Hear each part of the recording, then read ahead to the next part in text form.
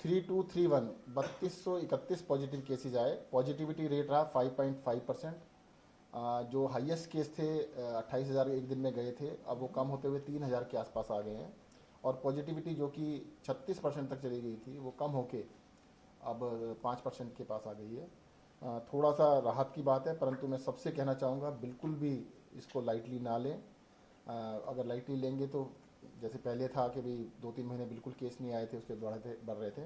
और अभी भी देखिएगा 3,000 केस भी हमारे को कम लग रहे हैं क्योंकि 28,000 से नीचे आए हैं। पर जब डेली 200 केस 300 केस आ रहे थे तो तब 1,000 होना भी बहुत ज़्यादा लगा था। 3,000 भी कम नहीं होते, काफ़ी ज़्यादा हैं। तो इनको अभी और अच्छी तरह से कम होना चाहिए और सभी लोगों का मतलब इसको कोरोना का जो भी अप्रोप्रिएट बिहेवियर है सबको करने की आवश्यकता है। घर से जब भी निकले, आजकल तो लॉकडाउन है, निकलने की आवश्यकता नहीं है। कोई सब्जी वगैरह लेने जाते हैं, कुछ भी जाते हैं, तो मास्क जरूर लगाएं। सबसे इम्पोर्टेंट है मास्क लगाना। सर, एक और चुनौती आप लोगों के सामने है ब्लैक फंगस की। कितने केसेस हैं दिल्ली में और देखिएगा किस तरह से उससे परसों तक 197 केसेस दिल्ली में एडमिटेड थे सभी अस्पतालों में मिलाकर। और 197 में दिल्ली के पेशेंट भी थे, दिल्ली से बाहर के पेशेंट भी थे। ब्लैक फंगस के बारे में देखो, मैं थोड़ा सा आगाह करना चाहूँगा जनता को। ब्लैक फंगस दो कारणों से हो रहा है। एक तो है कि ब्लड के अंदर शुगर लेवल बढ़ना और दूसरा है स्टीरॉयड्स की वजह से इम्यूनिटी का कम होना। पहली चीज़, स्टीरॉयड डॉक्टर की सलाह से ही लें, बिना डॉक्टर की सलाह के बिल्कुल ना लें। डॉक्टर ने जब बंद कर दिए हैं उसके बाद बिल्कुल ना लें। कई सारे लोग हैं घर जाने के बाद भी कई दिन तक दोबारा लेते रहते हैं। बिल्कुल ना लें, बहुत खतरनाक है। होता क्या है, जब भी आप स्टीरॉयड लेते हैं तो आपकी इम्यूनिटी बिल्कुल खत्म हो जाती है, जीरो हो जाती है।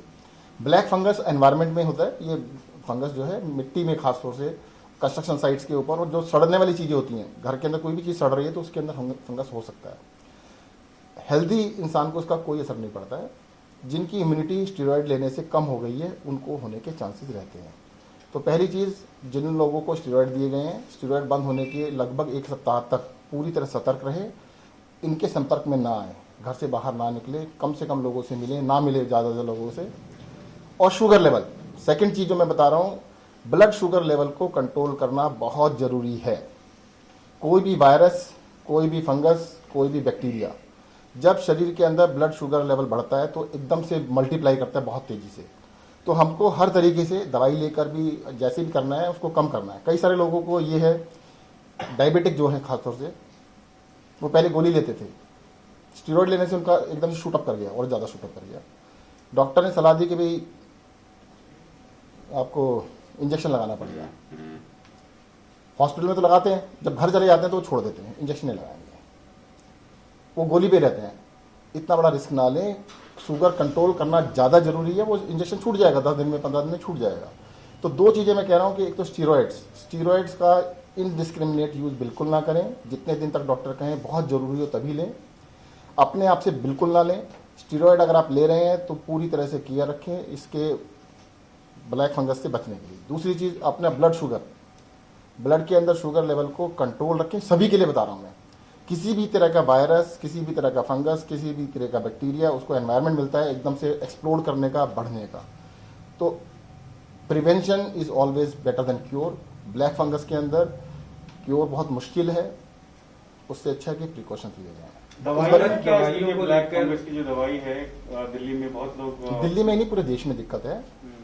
इसकी जो दवाई है उस दवाई के लिए केंद्र सरकार ने उसको कंट्रोल किया है। केंद्र सरकार सबको कोटे के हिसाब से दे रही है।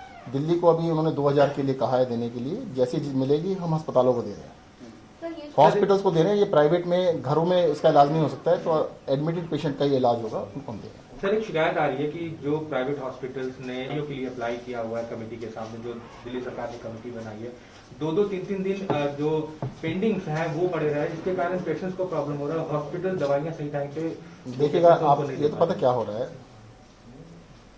कि आपको 1000 इंजेक्शन दे दिए, एक आदमी को 5-5, 6-6 इंजेक्शन एक दिन में लगते हैं। अब कहते हैं सबको दिए क्यों नहीं? अरे भाई, जितने रिक्वायरमेंट थी 4000 की, आपने दिए 1000, तो पूरा हो ही नहीं सकता। भाई वही ऑक्सीजन वाली बात आ गई कि दिल्ली में जिस टाइम रिक्वायरमेंट थी 600 टन की, आपने दी 300 टन की, डिस्ट्रीब्यूट नहीं किया ठीक से। भैया ऐसा करो ना, एक दिन के लिए मैं आपको एग्जांपल देता हूँ, दिल्ली में जितना पेट्रोल लगता है उसका आधा कर दो, फिर डिस्ट्रीब्यूशन अच्छा करो। डिस्ट्रीब्यूशन अच्छा करना चाहिए, उससे सबका काम चल जाएगा। नहीं चलेगा।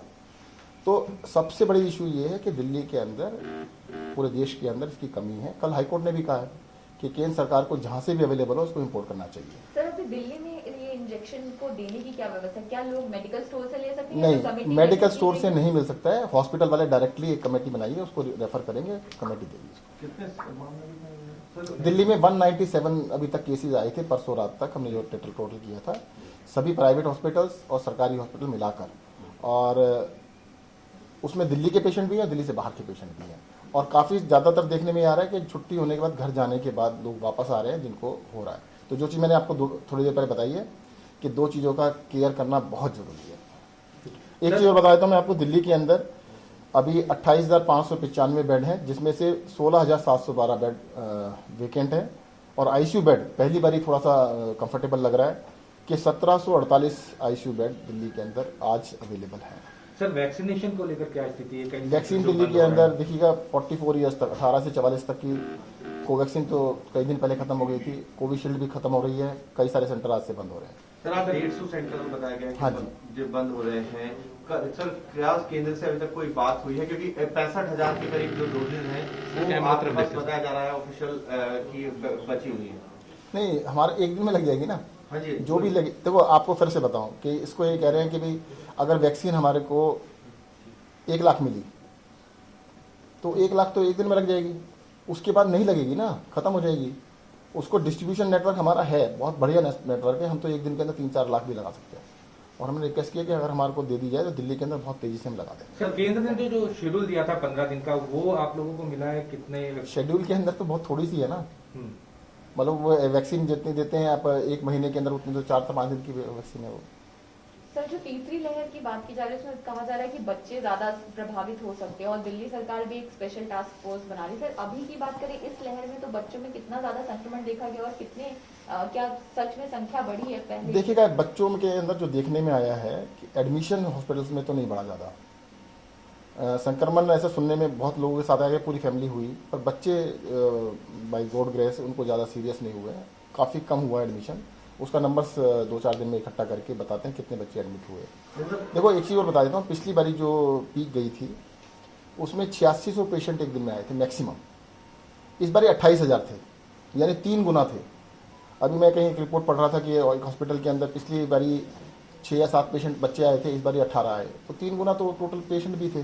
तो इस बारी जो टोटल ओवरऑल पीक गया वो काफ़ी ज़्यादा था, और इस बारी तो नहीं था इतना बच्चों का, पर नेक्स्ट के लिए जो जितने एक्सपर्ट कह रहे हैं कि भाई नेक्स्ट वेव जो है बच्चों के लिए लगता है आएगी, तो उसकी हम तैयारी कर रहे हैं। जैसा जिस तरीके की स्थिति है, क्योंकि आप लोग कह रहे हैं कि हम थर्ड वेव से लड़ने के लिए सारे इंतजाम कर रहे हैं, लेकिन वैक्सीनेशन जो बड़ा हथियार था वो आपके हाथ में ही नहीं है, तो ऐसे में क्या जो सरकार कहती रही कि ग्लोबल टेंडर या किसी और व्यवस्था से डायरेक्ट कंपनियों से कुछ अभी बात हो पाई है कि दिल्ली वालों को आप आश्वासन दे पाए कि उनको वैक्सीनेशन लगेगा?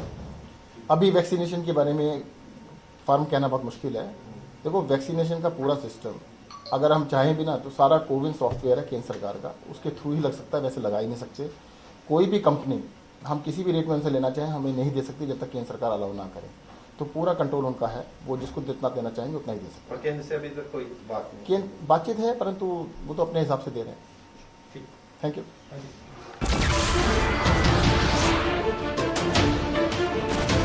नमस्कार, मैं हूं मानक गुप्ता।